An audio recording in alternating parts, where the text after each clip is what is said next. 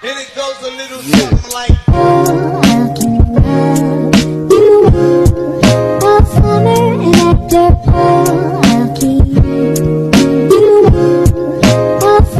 What is gender equality and what is the importance of it to us and to our society? Nyo? Danbian nga namang likod. Ano pong course nyo? BSHM. Para po sa inyo, ano po ang gender equality? Ang gender equality is yung pantay-pantay na pakikitungo sa isang individual. Para po sa inyo, ano pong kahalagahan ng gender equality? Kahalagahan ng gender equality para sa akin is to have an equal rights because everyone deserves to treat equally in the society. Thank you. What is your name po? I'm Earl Justin D. Amalio. And what is your course po? I am the PSHM. So, para po sa inyo, ano po ang gender equality? For me, gender equality, from the word itself, equality na din. Kumbaga, ito yung pagkakapantay-pantay ng genders at all. Hindi lang siya, kumbaga, pagkakapantay-pantay sa gender, but rather yung rights din nila as a person. Kasi kumbaga, sa atin, I mean, everyone has the right naman to express themselves as well as yung kung paano sila makitungo sa ibang tao. I mean, hindi naman nagmamatter yung gender natin, but kung paano tayo makikisama sa ibang tao. So, para sa inyo, ano po ang importance ng gender equality? Of course, pag may gender equality kasi, magkakaroon ng respect dun sa mga tao, tulad ko, or like the third gender, as well as the following ones. Kasi, yun, like, gaya ng sabi ko, magkakaroon ng respeto sa iba. Kasi, alam naman natin, hanggang ngayon, marami pa rin tao yung hindi nakaka-accept sa amin or hindi sila willing to accept sa society namin kasi sa religious beliefs nila or kung ano yung kinalakihan nila. Kaya sa akin, I think magiging big factor yung gender equality. Thank you po. Ano pong pangalan niyo? Dulos Reyes Boni Luisa. Ano pong course nga ate? Besides, Para po sa inyo, ano po ang gender equality? gender equality for me is, as said in it's gender equality. So every gender that we have that currently is known to us should be treated equally and should be treated with respect as any genders that is normalized in our country. Para po sa inyo, ano pong kahalagahan ng gender equality? For me, the importance of it is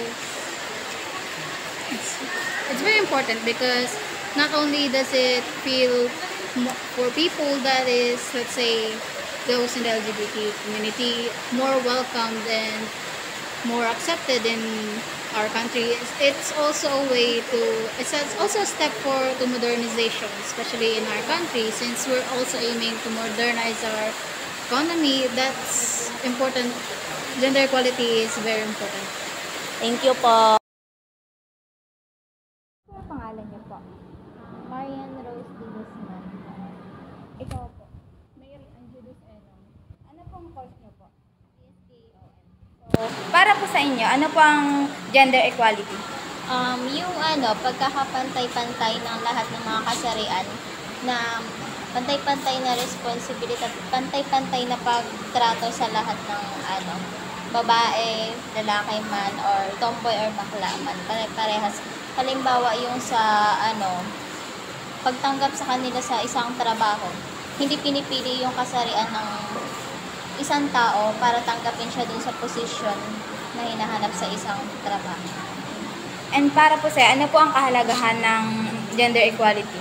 Para po sa akin, ang kahalagahan po ng gender equality is yung respeto na bawat isa sa atin, babae man o lalaki o anumang kasarian natin, kinakailangan ay mayroon tayong respeto sa bawat isa upang sa ganon ay magkaroon tayo ng magandang lipunan at gayon din magkaroon ng pagkakaisa sa bawat isa sa atin. So, kayong dalawa po, agree po ba kayo sa gender equality? Okay.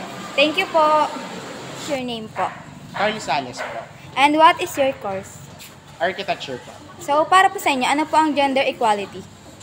So, gender equality. So, first, let's define gender, no? Yes. So, when we say gender, it is not just being male or female. So, gender is kung ano yung tingin mo sa sarili mo, kung paano mo i-identify yung sarili mo, or paano ka mag-act as a person. No? Gender equality. So, overall, gender equality, ito yung pagkakapantay-pantay natin. So for example, sa trabaho, hindi porket kayang panlalaki yung trabaho, hindi na pwedeng gawin ng babae. So, dyan papasok yung equality natin na sinasabi. So, kahit babae ka, kaya mong gawin yung panlalaki. Kahit lalaki ka, kaya mong gawin yung pambabaing trabaho. So, dyan papasok kasi yung stereotyping na sinasabi. Yung paulit-ulit na sinasabi ng matatanda or anything na naging norms na kasi siya. Pag sinabing kailangan ganito lang ang gawin mo kasi babae ka. Ganito lang gawin mo kasi lalaki ka. Ganon. So, here at OMSC naman, we promote gender equality naman po. Yes. So, para sa inyo, ano pong importance ng gender equality? Importance? So, katulad nga ng sinabi ko sa work, so, pag naging professional na tayo,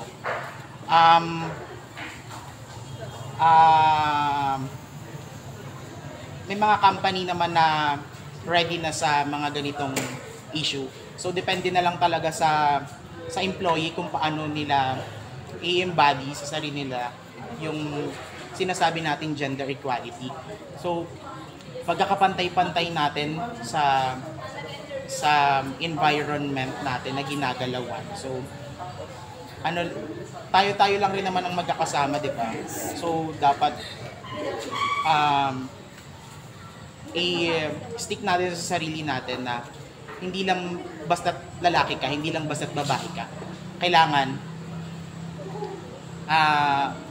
wait, paano ko ba explain? So, we as a human naman, we have a different purpose naman po. Kaya, need natin talaga ng gender equality. Hindi tayo nande-discriminate kung anong kakayahan lang ng isang tao. Yes. Agree po ba kayo dito sa gender equality? Yes po. Good morning, sir. First, what's your name, sir? John Lloyd Ladra. For you, sir, yung what is gender equality, sir? Gender equality, yan lang naman yung di ba, sa society may iba't iba tayong tawag dito. Gusto, halimbawa, yung mga pinanganak na may pusong babae, pusong lalaki, then lalaki babae. Yun yung dapat respect lang sa isa't isa para maano natin yung gender equality. And for you, sir, yung what is the important of gender equality, sir? Important ng gender equality. Siyempre, kapag yung respect sa isa't isa, yun lang naman yun eh. Siyempre, pag may respeto tayo sa isa't isa, ano natin na mas magiging maayos yung society. And last po, sir, do you agree about there's having a gender equality in our society, sir? Oo naman. Siyempre, mas maganda naman na di naman natin mapipilit yung iba na gustuhin yung hindi nila gusto eh. Kaya kailangan irespeto natin yung mga gusto ng bawat isa. Louis Brian S. Beltran po. Kayo po. Gabriela Bigatero. Ano pong course nyo? BSISM. Kayo po. Para po sa inyo, ano po ang gender equality? Gender equality, ito yung pagkakapareha ng gender or yung pagkakapantay-pantay ng gender natin. For example, sa babaihan, sa kalakihan, sa kahit ano man, LGBTQ, parang gano'n.